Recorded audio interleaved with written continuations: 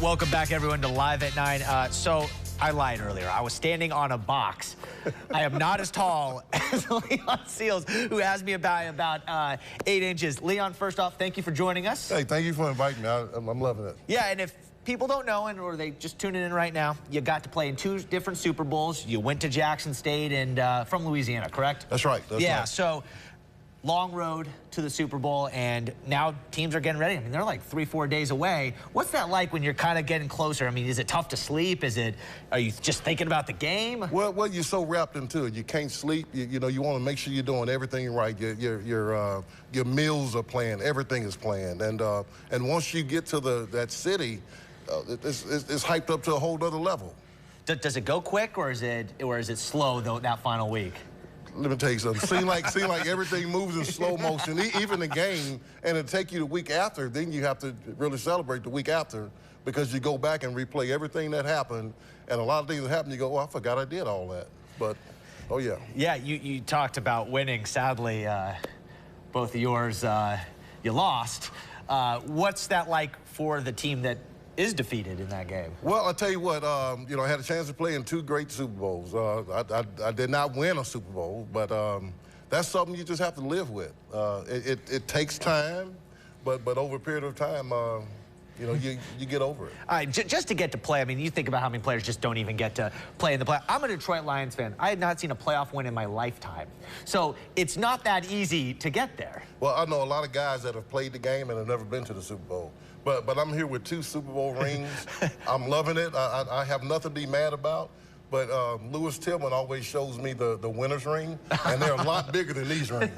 Trust me, they're a lot bigger than these rings. Yeah, and he played for Buffalo, and we're going to put these AFC Championship rings on the desk. And you know, you played for the Buffalo Bills.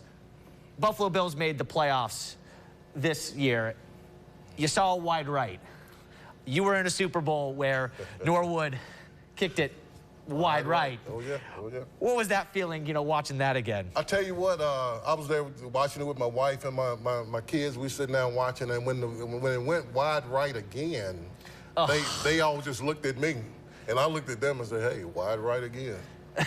So, you know, that's just something you have to shake off.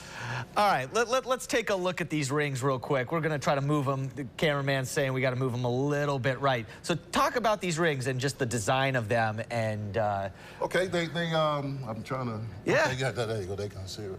Yeah, they're both from 1990 and 91. Went to 2 Super Bowls back to back. These are the AFC winners' ring. They do have Super Bowl 25 and 26 on the side of them. Wow. If I can get the angle right.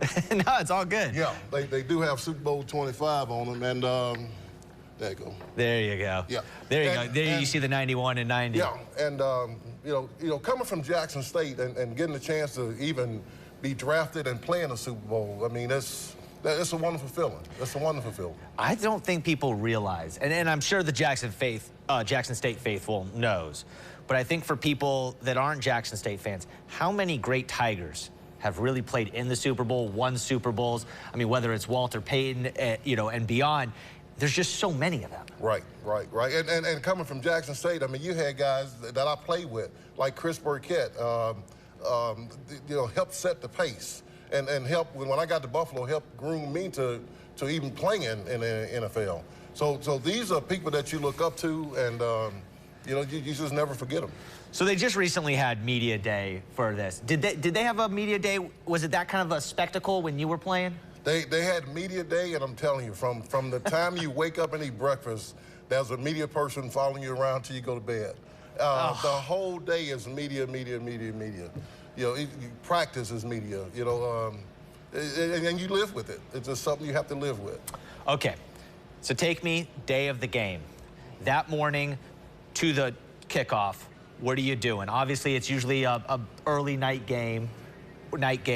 Just talk about that whole maybe 10 hours before. Well, you know, in Buffalo, the first Super Bowl was during the Gulf War, and we had to go through heavy military clearance, the bomb dogs, the bomb threats and all that.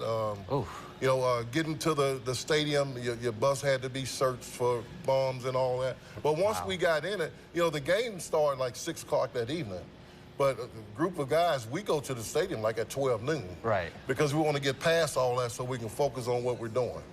And once you're in that arena, once you put the pads on, you're ready. You are absolutely ready. Yeah, and were you nervous? Oh, of course, yeah. I don't think I've ever been more nervous. I was nervous during introduction. Wanted to make sure I ran out on the field right. But, Super Bowl 25 was wonderful. Super Bowl 26 was even better.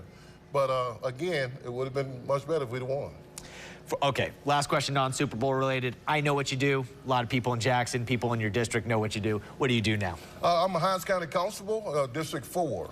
That's Raymond, Baum, Jackson, and Clinton, in the Clinton area. You enjoy it? I love it. I love it. I'm a 3-term constable, and I've been serving the community for the last 12 years. Leon, thank you so much for coming in. I really appreciate it. You know, we had to bring you in on Super Bowl week. Thank you. I appreciate it.